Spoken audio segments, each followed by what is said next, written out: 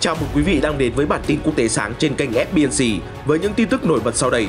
Trước sức ép nghẹt thở từ Trung Quốc, Đài Loan mạnh tay chi tiền xây dựng 9 căn cứ tên lửa diệt hạm, khiến tàu chiến thù địch phải e dè. Ở bên kia eo biển, Bắc Kinh lên kế hoạch dùng bộ ba chiến hạm tung độc chiêu làm tê liệt đảo Đài Loan. Không thể ngồi yên nhìn Trung Quốc diễu võ dương ngoài, Mỹ công bố ngân sách quốc phòng khổng lồ nhằm chặn đứng các nước cờ bành trướng thế lực của đại kình địch. Cựu Thủ tướng Nhật tái khẳng định an nguy Đài Loan ảnh hưởng an ninh Nhật Bản, nước này sẽ yểm trợ hòn đảo hết mình trước nanh vuốt sắc nhọn của Trung Quốc. Mặc Mỹ và đồng minh ra sức kiêm tỏa, Bắc Kinh vẫn điều chiến cơ bảo kiếm khuấy đảo vùng trời Đài Loan. Ở diễn biến khác, Hoa Kỳ và Nga cũng đang đối đầu gay gắt xoay quanh câu chuyện Ukraine. Một số tin tức đáng chú ý: Ngoại trưởng Mỹ bắt đầu chuyến công du châu Á đầu tiên vào tuần tới. Đảng Cộng hòa cảnh báo khủng hoảng trên bán đảo Triều Tiên nếu Mỹ rút quân. Hé lộ ứng viên có thể đánh bại đương kim tổng thống Pháp ở cuộc bầu cử năm 2022. Liên quan đến cuộc chiến chống lại Covid-19, khoảng 1 triệu liều vaccine bị hết hạn sử dụng trước khi được tiêm ở Nigeria. Biến thể Omicron có thể tránh được một phần hàng rào bảo vệ của vaccine Pfizer. Tất cả sẽ được gửi đến quý vị ngay sau đây. Trước sức ép quân sự gay gắt của Trung Quốc, Đài Loan đã tăng chi phí phòng vệ thêm hơn 237 tỷ Đài tệ, tương đương hơn 8,5 tỷ đô la. Khoản tiền này sẽ dùng để xây dựng thêm 9 căn cứ trên khắp hòn đảo, có thể phóng tên lửa diệt hạm Hùng Phong. Cụ thể, trong cuộc họp lập pháp viện vào hôm thứ Hai, quan chức lực lượng phòng vệ Đài Loan cho biết, các địa điểm đặt căn cứ bao gồm thành phố Tân Bắc, Đào Viên, huyện Giang Nghĩa. Trước đó, chính quyền hòn đảo ngày 25 tháng 11 đã đề xuất gói chi phí phòng vệ đặc biệt 5 năm và đang chờ các nghị sĩ xét duyệt. Những khí tài quan trọng nhất mà Đài Loan sẽ trang bị thêm bao gồm chiến hạm và tên lửa diệt hạm cho hải quân. Theo Taiwan News, một số nghị sĩ đối lập dọa sẽ không tán thành một phần khoản chi phí bởi vì lực lượng phòng vệ không có kế hoạch chi tiêu cụ thể. Tuy nhiên, người đứng đầu lực lượng hải quân Chiang Chen-kuo cho biết không thể tiết lộ kế hoạch chi tiết vì lý do bí mật quân sự. Ông chỉ nói khái quát, khoản tiền của chính quyền sẽ dùng để mua phương tiện đổ bộ, dự trữ tên lửa, huấn luyện binh sĩ và củng cố trung tâm chỉ huy. Về tên lửa diệt hạm của Đài Loan, hòn đảo có Hùng Phong 3 là tên lửa siêu thanh có khả năng tấn công các mục tiêu trên biển và trên bộ. Tên lửa này, với tầm bắn khoảng 120 km, có thể được triển khai trên tàu hải quân hoặc bệ phóng di động. Trong năm này, Đài Loan cũng gia tăng sản xuất nhiều loại vũ khí nội địa, trong đó có tên lửa Hùng Phong 3 và tên lửa đất đối không Thiên Cung 2. Trong khi đó, tên lửa hành trình Hùng Phong 2E đã được quân đội Đài Loan triển khai, có tầm bắn ước tính khoảng từ 600 đến 1.200 km. Đài Loan cũng nghiên cứu phát triển các biến thể tên lửa Hùng Phong với tầm bắn hơn 1.000 km, nghĩa là có thể bao phủ các mục tiêu quân sự chính ở Bắc Kinh, Thượng Hải và khu vực ven biển của Trung Quốc. Trong khi đó, phía Trung Quốc cũng đã lên kế hoạch dùng 3 bộ chiến hạm làm tê liệt đảo Đài Loan. Cụ thể, tàu tấn công đổ bộ Thai 075 đầu tiên của Hải quân Trung Quốc, chiến hạm Hải Nam, vừa vượt qua bài đánh giá về năng lực chiến đấu đa chiều sau khi thực hiện diễn tập đồng tác chiến giữa các đơn vị trên bộ, trên không và trên biển. Các chuyên gia nói với Thời báo Hoàn Cầu rằng tàu Hải Nam nhanh chóng đạt được khả năng chiến đấu cần thiết chỉ vài tháng sau khi đưa vào biên chế. Hiện nó đã sẵn sàng để răn đe thế lực đòi ly khai ở Đài Loan. Hải quân PLA gần đây đã tiến hành đánh giá cuối năm ở một khu vực bí mật trên Biển Đông, theo đài CCTV đưa tin hôm 7 tháng 12. Nhà đài nói thêm, kể từ khi được biên chế vào tháng 4, tàu tấn công đổ bộ Hải Nam hiện có thể chở được nhiều loại trực thăng và quá trình vận hành cũng phức tạp hơn. Trong đó, bao gồm trực thăng cảnh báo sớm Z-18G và trực thăng chống ngầm Z-9. Trước đó, PLA đã hé lộ hình ảnh trực thăng vận tải Z-8C. Tống Trung Bình, nhà bình luận quân sự ở Bắc Kinh nói với Hoàn Cầu rằng, bản đánh giá mới đây cho thấy tàu tấn công đổ bộ đầu tiên của Hải quân PLA đã đạt tới trạng thái sẵn sàng chiến đấu. Hải quân PLA đã hạ thủy 3 tàu Thai 075 vào năm 2021. Chiếc đầu tiên mang tên Hải Nam được đưa vào biên chế ngày 23 tháng 4, chiếc thứ hai sắp được bàn giao cho Hải quân và chiếc thứ ba cũng vừa thử nghiệm trên biển. Trong khi đó, tàu tấn công đổ bộ Thai 071, một loại tàu chiến quan trọng khác của PLA, cũng tham gia cuộc đánh giá cuối năm. Theo đó, tàu Cô Lôn Sơn Thai 071 thực hiện diễn tập kết hợp với tàu đổ bộ đệm khí trong một chiến dịch tấn công vào ban đêm. Theo chuyên gia Tống bình luận, tàu Thai 075 sẽ tập trung tấn công trên không, còn tàu Thai 071 phụ trách trên biển. Chúng tạo thành cặp bài trùng khi đổ bộ chiếm đảo, có thể bổ trợ cho nhau trong cuộc tấn công đa chiều. Chuyên gia từ Bắc Kinh nói thêm, trong đòn tấn công đầu tiên nhắm vào Đài Loan, bộ 3 tàu Thai 075, Thai 071 và một tàu sân bay sẽ có thể tung đòn hiểm, làm tê liệt phần phía đông của hòn đảo tự trị.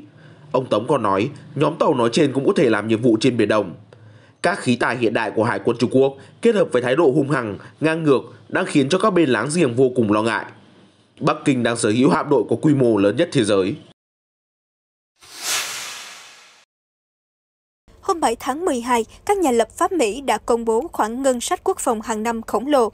Đáng chú ý, Hoa Kỳ đã mạnh tay chi 300 triệu đô la Mỹ để hỗ trợ Ukraine xây dựng quân đội và giúp Đài Loan nâng cao khả năng phòng thủ. Đáng chú ý, dự luật năm nay được công bố ngay sau khi Tổng thống Mỹ Joe Biden và người đồng cấp Nga Vladimir Putin hội đàm trực tuyến giải quyết vấn đề Ukraine và nhiều mâu thuẫn khác. Động thái mới này của Washington được dự đoán sẽ khiến hai kình địch Nga-Trung rát mặt. Tờ Bưu điện Hoa Nam buổi sáng SCMP đưa tin, đạo luật Ủy quyền Quốc phòng năm tài chính 2022 của Mỹ, hay còn gọi là NDAA, vừa được công bố, sẽ cho phép Washington dành ra 770 tỷ đô la Mỹ chi tiêu cho quân sự, bao gồm 7,1 tỷ đô la Mỹ cho sáng kiến răn đe Thái Bình Dương nhằm chống lại sức mạnh và ảnh hưởng ngày càng tăng của Trung Quốc ở khu vực Ấn Độ-Thái Bình Dương. Dự luật mới của Mỹ đã tái khẳng định cam kết kề vai sát cánh giúp Đài Loan tự vệ trước một Trung Quốc ngày đêm lâm le nuốt trọn. Trong đó, dự luật chi tiêu quốc phòng khuyến nghị tăng cường khả năng phòng thủ phi đối xứng của Đài Loan và kêu gọi hòn đảo tham gia cuộc tập trận vành đai Thái Bình Dương năm 2022, RIMPAC. Cụ thể, mục 1243 của dự luật kêu gọi tăng cường hợp tác giữa vệ binh quốc gia Mỹ và Đài Loan. Dự luật trong mục 1247 kêu gọi tiếp tục hỗ trợ để quân đội Đài Loan duy trì khả năng tự vệ. Trong mục 1248 của dự luật quy định rằng lực lượng hải quân của Đài Loan nên được mời tham gia cuộc tập trận vành đai Thái Bình Dương được tiến hành vào năm 2022. Đây là cuộc tập trận RIMPAC do quân đội Hoa Kỳ dẫn đầu, được tổ chức 2 năm một lần, là cuộc tập trận tác chiến hàng hải quốc tế lớn nhất thế giới. Về thông tin tình báo, mục 1253 kêu gọi Giám đốc Cơ quan Tình báo Mỹ gửi báo cáo về bất kỳ hoạt động nào do Trung Quốc thực hiện nhằm phá hoại hòa bình và ổn định ở eo biển Đài Loan và liệt kê các nỗ lực của Mỹ nhằm chống lại các hoạt động đó. Mục 1254 khuyến nghị xây dựng hệ thống phòng thủ phi đối xứng của Đài Loan, bao gồm khả năng chống hạm, phòng thủ bờ biển, chống thiết giáp, phòng không, tác chiến dưới biển, chỉ huy, kiểm soát thông tin liên lạc, tình báo và trinh sát. Đáng nói là Mỹ dành ra hẳn 300 triệu đô la Mỹ cho sáng kiến hỗ trợ an ninh Ukraine, bao gồm hỗ trợ khí tài và huấn luyện cho các lực lượng vũ trang của Kiev và yểm trợ tài chính cho NATO, trong đó có 4 tỷ đô la Mỹ được chi cho sáng kiến phòng thủ châu Âu và 150 triệu đô la Mỹ cho hợp tác an ninh giữa các quốc gia vùng Baltic. Giới quan sát cho rằng đây chính là nước cờ thực tế để Mỹ ngăn chặn hiểm họa từ Moscow nhằm vào Kiev trong bối cảnh Nga đã dàn binh khắp biên giới với nước láng giềng, làm dấy lên lo ngại nước này sẽ phát động một cuộc tấn công khủng khiếp hơn năm 2014 vào Ukraine. Về phía Mỹ, dự luật bao gồm các điều khoản như tăng 2,7% lương cho quân đội nước này, cải cách hệ thống tư pháp quân sự và giải quyết các mối đe dọa địa chính trị. Ngoài ra, dự luật cũng cấm Lầu Năm Góc mua các sản phẩm do người lao động ở khu vực Tân Cương, Trung Quốc sản xuất. Thời gian qua, Hoa Kỳ liên tục cáo buộc Trung Quốc đối xử tàn bạo và phạm tội diệt chủng với người dân tộc thiểu số Duy Ngô Nhĩ. Bắc Kinh đã bác bỏ mọi cáo buộc. Để trở thành luật trong năm thứ 61 liên tiếp, NDAA cần được Hạ viện và Thượng viện thông qua, cũng như cần phải được Tổng thống Mỹ Joe Biden ký thành luật. Ngoại trưởng Hoa Kỳ Antony Blinken sẽ có chuyến công du đầu tiên tới các nước Đông Nam Á vào tuần tới, với nỗ lực triển khai kế hoạch can dự nhiều hơn vào khu vực mà Trung Quốc đang mở rộng ảnh hưởng. Một quan chức cấp cao của Indonesia cho biết, ông Blinken sẽ có chuyến thăm đầu tiên đến nước này và kéo dài trong 2 ngày đến hết ngày 14 tháng 12. Ngoại trưởng Mỹ dự kiến sẽ gặp người đồng cấp, Ngoại trưởng Indonesia Retno Marsudi và các quan chức khác. Hai bên có thể sẽ trao đổi về các yêu sách lãnh thổ đơn phương của Bắc Kinh ở Biển Đông, cũng như tình hình chính trị ở Myanmar. Indonesia cũng sẽ tiếp đại diện thương mại Hoa Kỳ Catherine Tai trong chuyến thăm của ông Blinken. Tiếp theo, ông Blinken sẽ đến Malaysia trong chuyến đi kéo dài 2 ngày, kết thúc vào ngày 15 tháng 12. Theo chính phủ Thái Lan, nhà ngoại giao hàng đầu nước Mỹ cũng sẽ tới Thái Lan. Hiệp hội các quốc gia Đông Nam Á ASEAN gồm 10 thành viên nằm ở trung tâm địa lý trong chương trình nghị sự của Mỹ về chính sách Ấn Độ Dương-Thái Bình Dương tự do và cởi mở. Nhưng song song đó, Trung Quốc cũng đang mở rộng ảnh hưởng trên toàn khu vực ASEAN thông qua hợp tác kinh tế. Cuối tháng trước, Chủ tịch Trung Quốc Tập Cận Bình và các nhà lãnh đạo ASEAN đã tổ chức một cuộc họp ảo, trong đó các bên nhất trí nâng tầm quan hệ thành quan hệ đối tác chiến lược toàn diện. Theo tờ Nikkei Asia, Tổng thống Mỹ Joe Biden thậm chí đã đề xuất mời các nhà lãnh đạo ASEAN tham dự hội nghị thượng đỉnh ở Washington vào tháng tới. Nguồn tin từ Bộ Ngoại giao Mỹ cho biết, Thứ trưởng Ngoại giao Hoa Kỳ Wendy Sherman trước đó đã gặp 10 đại sứ ASEAN vào hôm thứ Hai ngày 6 tháng 12. Hai bên đã khẳng định nỗ lực tăng cường quan hệ hợp tác. Trong khi đó, cựu Thủ tướng Nhật Bản Shinzo Abe, người vẫn đang có sức ảnh hưởng lớn ở chính trường Nhật, vừa tái khẳng định quan điểm cứng rắn của ông về một cuộc xung đột vũ trang tiềm tàng giữa Trung Quốc và Đài Loan. Cụ thể, trong một cuộc phỏng vấn trên chương trình thời sự Nhật Bản Prime News ngày 7 tháng 12, ông Abe đã được phóng viên hỏi về thông điệp của ông đằng sau phát biểu ủng hộ Đài Loan khiến Bắc Kinh nổi cơn tâm bệnh. Được biết, tuần trước, ông Abe đã nói rằng nếu Đài Loan lâm nguy, Nhật Bản cũng ở nơi bờ vực, nên Liên minh Nhật-Mỹ sẽ hành động cứu lấy Đài Loan nếu Trung Quốc tấn công. Trả lời kênh Prime News, ông Abe khẳng định các vấn đề Đài Loan thực sự đáng lưu tâm. Nhật Bản phải cảnh giác trước bất kỳ cuộc tấn công gián tiếp và trực tiếp nào vào Trung Quốc như một cuộc xâm lược toàn diện, cuộc tấn công mạng quy mô lớn hoặc khiêu khích gây rối loạn xã hội Đài Loan. Trong đó, điều quan trọng nhất mà ông Abe cho rằng Nhật Bản có thể làm hiện nay là giúp Đài Loan mở rộng vai trò của mình trong cộng đồng quốc tế, đặc biệt là trong các cơ quan của Liên Hợp Quốc như Tổ chức Y tế Thế giới. Ông nói thêm, Nhật Bản cũng cần ủng hộ việc Đài Loan gia nhập Hiệp định Toàn diện và Tiến bộ Xuyên Thái Bình Dương CPTPP. Vì cựu lãnh đạo Nhật khẳng định việc Trung Quốc gia tăng áp lực quân sự đối với Đài Loan là một thực tế không thể chối cãi. Ông đề cập cuộc tấn công mạng đang khiến ranh giới giữa thời chiến và thời bình ngày càng mờ nhạt. Bất chấp việc Mỹ và Liên minh ra sức kiềm tỏa, Trung Quốc chưa hề có dấu hiệu nhún nhường. Hôm 7 tháng 12, nước này tiếp tục điều động 9 máy bay quân sự đi vào vùng nhận dạng phòng không ADIZ của Đài Loan, đánh dấu lần xâm nhập thứ 6 trong tháng này. Theo cơ quan phòng vệ hòn đảo, 6 chiến cơ rồng Chengdu J-10 của lực lượng không quân giải phóng nhân dân Trung Quốc PLAAF cùng 2 chiến đấu cơ Shenyang J-16 và một máy bay tác chiến điện tử Thiểm Tây Y-8 đã xuất kích tiến vào nhiều khu vực khác nhau trong góc Tây Nam ADIZ của Đài Loan. Đáp trả động thái không ngừng khiêu khích của ông lớn bên kia eo biển, Đài Bắc đã cử chiến cơ, phát cảnh báo vô tuyến và triển khai hệ thống tên lửa phòng không để theo dõi các máy bay của PLAAF. Từ đầu tháng đến nay, Bắc Kinh đã điều động tổng cộng 22 máy bay quân sự quân thảo vùng nhận dạng phòng không của Đài Loan, trong đó gồm 14 máy bay chiến đấu và 8 máy bay phản lực cánh quạt. Kể từ tháng 9 năm ngoái, Trung Quốc đã tăng cường sử dụng chiến thuật vùng xám bằng cách thường xuyên đưa máy bay vào ADIZ của Đài Loan, với hầu hết các lần xuất hiện đều diễn ra ở góc Tây Nam của khu vực này. Gần đây, Mỹ cũng đưa ra những tuyên bố cam kết bảo vệ Đài Loan mạnh mẽ hơn. Mới đây, trong một cuộc họp báo tại Nhà Trắng, Cố vấn An ninh Quốc gia Hoa Kỳ Jake Sullivan tuyên bố nước này sẽ thực hiện mọi hành động có thể để ngăn Trung Quốc thôn tính Đài Loan. Cụ thể, hôm ngày 7 tháng 12, các phóng viên đã đặt ra câu hỏi khá đau đầu rằng Mỹ có sẵn sàng đối phó với một kịch bản ác mộng rằng Nga sẽ xâm lược Ukraine và Trung Quốc tấn công Đài Loan cùng một lúc hay không. Ông Sullivan đã trả lời rằng Hoa Kỳ sẽ làm mọi cách có thể, cả răn đe quân sự và ngoại giao, để đảm bảo rằng viễn cảnh Đài Loan bị đột kích sẽ không bao giờ xảy ra. Trên thực tế, những nỗ lực mà Mỹ tiến hành trong suốt 8 tháng qua ở Ấn Độ Dương, Thái Bình Dương đều nhằm phá vỡ mọi kịch bản mà Bắc Kinh dựng lên để thôn tính Đài Bắc.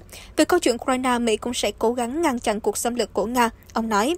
Được biết, cuộc họp báo diễn ra sau cuộc hội đàm trực tuyến giữa nguyên thủ Mỹ-Nga về hàng loạt vấn đề, nhưng chủ chốt là câu chuyện Ukraine.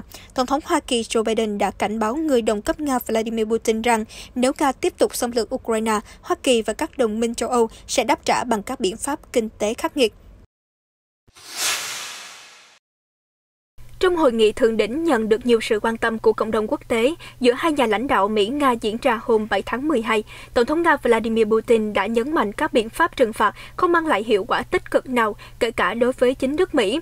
Phụ tá Điện Kremlin Yuri Ushakov tường thuật với các phóng viên về nội dung hội nghị thượng đỉnh rằng Tổng thống Mỹ đã nói về các biện pháp trừng phạt có thể xảy ra và Tổng thống của chúng tôi nói về những gì phía Nga cần. Tôi muốn nói các biện pháp trừng phạt không phải là một điều mới, chúng đã được áp dụng trong một thời gian khá dài, nhưng tiếc là cũng không có tác dụng tích cực nào từ chúng. Khi nói về những lĩnh vực mà Mỹ có thể áp dụng các biện pháp trừng phạt, ông Biden đã đề cập đến các lĩnh vực như kinh tế, tài chính và chính trị.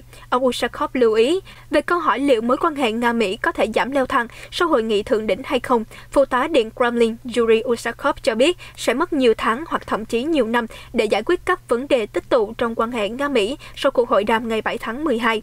Vẫn còn sớm để xem xét kết quả, cần rất nhiều thời gian cho việc này vì có rất nhiều vấn đề tích tụ nên sẽ mất hơn 1 tháng để giải quyết chúng và thậm chí có thể hơn 1 năm, chúng tôi sẽ xem, ông Ushakov nhận định. Theo cách nói của ông, nghĩa là vẫn chưa có bước đột phá nào và còn nhiều động thái gây ra lo ngại trong mối quan hệ hai nước. Bên cạnh eo biển Đài Loan, bán đảo Triều Tiên cũng là điểm nóng khác khiến Hoa Kỳ lao tâm khổ tứ. Hôm 7 tháng 12, Fox News đưa tin Đảng Cộng hòa tại Hạ viện Mỹ đã yêu cầu nhà lãnh đạo Triều Tiên Kim Jong-un đồng ý phi hạt nhân hóa như là điều kiện tiên quyết trước khi cùng Hàn Quốc đàm phán về một thỏa thuận hòa bình và việc triệt thoái lực lượng Mỹ khỏi điểm nóng này. Diễn biến này xảy ra trong bối cảnh Bình Nhưỡng và Seoul đang cố gắng giải quyết các cuộc xung đột kéo dài hàng thập kỷ. Phía Hàn Quốc liên tục bày tỏ mong muốn thúc đẩy hiệp ước hòa bình với láng giềng phía Bắc, tuy nhiên đến nay, đôi bên vẫn chưa đạt được tiến triển nào đáng kể. Trái với kỳ vọng hòa bình, một nhóm 35 thành viên Đảng Cộng hòa do nghị sĩ John Kim của bang California dẫn đầu đã trình một bức thư cho Cố vấn An ninh Quốc gia Nhà Trắng Jake Sullivan phản đối việc Mỹ chấm dứt sự hiện diện quân sự kéo dài 70 năm trên bán đảo Triều Tiên. Trong bức thư, các nghị sĩ nêu rõ, việc rút lực lượng Mỹ khỏi bán đảo Triều Tiên trước khi Bình Nhưỡng phi hạt nhân hóa chẳng khác nào giương mồi cho hổ và hoàn toàn sẽ gây ra những hậu quả tai hại đối với an ninh quốc gia của Mỹ, làm xói mòn khả năng răn đe của chúng ta và gây nguy hiểm đến tính mạng của hàng chục triệu người Mỹ, người Hàn Quốc và Nhật Bản. Hàng nghị sĩ Kim, người lớn lên ở Hàn Quốc sau chiến tranh Triều Tiên, nhiều lần tuyên bố rằng những nỗ lực của chính quyền Tổng thống Mỹ Joe Biden nhằm thiết lập quan hệ ngoại giao với Cộng hòa Dân chủ Nhân dân Triều Tiên là vô ích. Ông Kim Jong-un đã hết lần này đến lần khác chứng minh mình là một nhà đàm phán không đáng tin cậy và chúng ta phải nhận ra rằng Mỹ đang đối phó với một chế độ không thể tin cậy được, bà nói. Các nghị sĩ Đảng Cộng hòa lo ngại rằng việc chấm dứt xung đột sẽ tạo đà để Bình Nhưỡng yêu cầu rút toàn bộ quân đội Mỹ ra khỏi khu vực, từ đó tiêu diệt lực lượng răn đe không chỉ đối với Triều Tiên mà còn cả Trung Quốc và Nga. Trong bức thư gửi lên Nhà Trắng, các nghị sĩ trên đã nhấn mạnh việc chấm dứt tình trạng thù địch nên được đề cập sau khi Triều Tiên hoàn tất loại bỏ kho vũ khí hạt nhân và chứng minh nước này có những hành động thực tế tôn trọng nhân quyền. Việc rút quân hoàn toàn không nên được đưa ra như một điều kiện để thúc đẩy các cuộc đàm phán. Đây là lựa chọn vô cùng rủi ro. Chúng tôi lo ngại rằng thay vì thúc đẩy hòa bình, tuyên bố lui binh sẽ phá hoại nghiêm trọng an ninh của bán đảo Triều Tiên. Hiện những thông tin về tiến trình hòa bình và phi hạt nhân bán đảo Triều Tiên đều chưa đủ nhiều để làm thay đổi cuộc chơi. Nhà Trắng chỉ tiết lộ rằng Mỹ đang chuẩn bị đàm phán với Triều Tiên và vẫn cam kết đạt được hòa bình lâu dài trong khu vực thông qua đối thoại và ngoại giao, ông Sullivan cho biết. Tuy nhiên, các báo cáo viên Đảng Cộng hòa nhận định rằng, ngay cả khi Triều Tiên đồng ý với một thỏa thuận hạt nhân, thì các mối quan hệ ngoại giao hiện tại vẫn quá mong manh để đảm bảo rằng Bình Nhưỡng sẽ tuân thủ các cam kết. Mỹ không muốn phải chứng kiến viễn cảnh Iran lần thứ hai. Không có tiền lệ lịch sử nào ủng hộ giả thuyết rằng chính quyền ông Kim Jong-un sẽ tuân thủ các điều khoản của một thỏa thuận hòa bình. Bình Nhưỡng đã nhiều lần vi phạm các thỏa thuận ràng buộc với Hàn Quốc, Mỹ và Liên Hợp Quốc, đồng thời tiếp tục tham gia vào các hoạt động bất hợp pháp nhằm phát triển vũ khí hạt nhân, cũng như vi phạm nhân quyền nghiêm trọng, báo cáo cho biết. Được biết, chiến tranh Triều Tiên đã diễn ra giữa miền Bắc và miền Nam từ ngày 25 tháng 6 năm 1950 cho đến ngày 27 tháng 7 năm 1953. Khi hai miền thống nhất, lấy vĩ tuyến 38 làm ranh giới, về mặt kỹ thuật, hai phía vẫn còn đang trong tình trạng chiến tranh. Như FBNC đưa tin, một khảo sát mới đây do Viện Nghiên cứu và Quỹ Tổng thống Ronald Reagan tiến hành đã cho thấy 45% người dân tỏ ra vô cùng tin tưởng vào quân đội, 33% cho biết họ chỉ có chút lòng tin. Hôm 6 tháng 12, phát ngôn viên Lầu Năm Góc John Kirby cho biết, Bộ trưởng Quốc phòng Mỹ Lloyd Austin đã xem kết quả khảo sát và bày tỏ hết sức lo ngại khi lòng tin người dân vào quân đội bị suy yếu. Quan chức Lầu Năm Góc cho biết, mặc dù xếp hạng hiện tại là con số tốt, nhưng tỷ lệ này đã giảm 25% so với cuộc khảo sát tương tự được tiến hành lần đầu tiên vào năm 2018. Cuộc khảo sát vào tháng 3 năm nay, thời điểm trước khi Taliban chiếm Afghanistan, lòng tin của người Mỹ đối với quân đội cũng đã giảm 14 điểm phần trăm so với năm 2018. Ông Kirby khẳng định, quan điểm của người dân, lực lượng tình nguyện của đất nước có ý nghĩa đặc biệt quan trọng đối với Lầu Năm Góc. Tuy nhiên, ông không giải thích nguyên nhân sự sụt giảm. Các chuyên gia Mỹ cho rằng, nguyên nhân dẫn đến sự sụt giảm lòng tin ở người dân có thể xuất phát từ cuộc triệt thoái khỏi Afghanistan trong hỗn loạn của quân đội Hoa Kỳ. Tại diễn đàn quốc phòng Reagan hồi tuần trước, Thượng nghị sĩ Mỹ John Earn đã nói rằng uy tín của nước này đã bị đe dọa bởi các hoạt động rút quân khỏi Afghanistan. Bà cảnh báo thêm rằng các đồng minh và đối tác sẽ ngừng xem Mỹ như một đối tác hàng đầu nếu các nước khác có cùng nhận thức như người Mỹ hiện tại. Cuộc tiến quân nhanh chóng của Taliban ở Afghanistan kể từ khi ký thỏa thuận Doha với chính quyền cựu Tổng thống Donald Trump và sau đó là việc tiếp quản Kabul vào ngày 15 tháng 8 năm 2021 đã khiến chính quyền ông Biden hứng chịu búa rìu dư luận cả trong và ngoài nước. Cựu Tổng thống Donald Trump thậm chí còn yêu cầu ông Biden từ chức trong ô nhục và nói rằng Mỹ chưa bao giờ bị bẽ mặt nhiều như trong quá trình rút quân khỏi Kabul dưới thời ông Biden.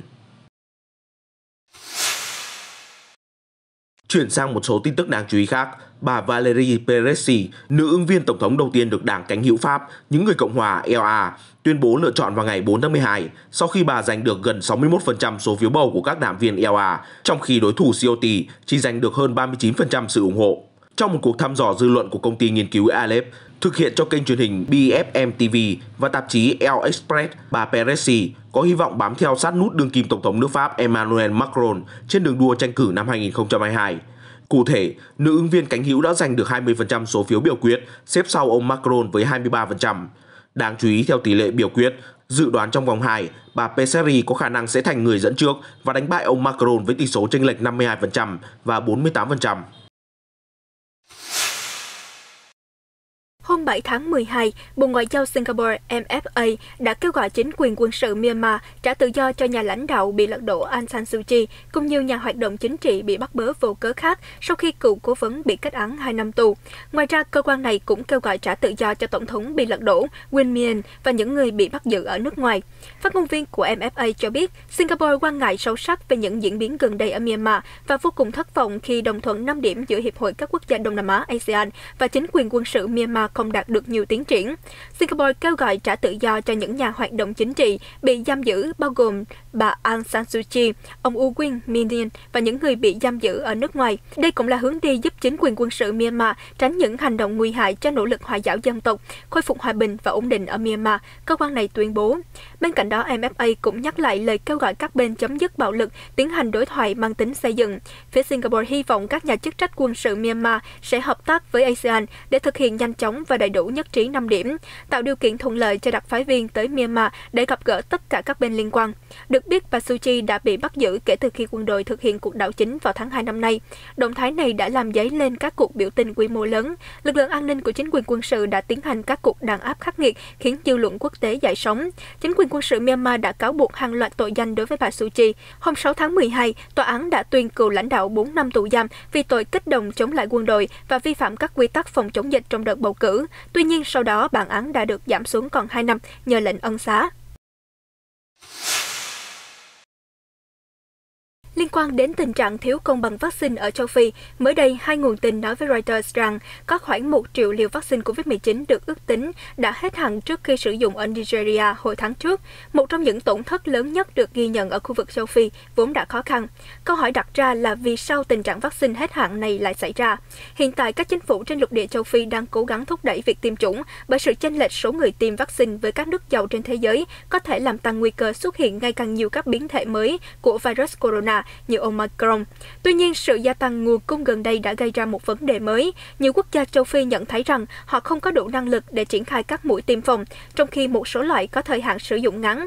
Báo cáo từ các nguồn tin liên quan trực tiếp đến vấn đề nói với Reuters rằng những liều thuốc hết hạn được sản xuất bởi AstraZeneca và được chuyển đến từ châu Âu thông qua cơ chế COVAX, chia sẻ vaccine toàn cầu.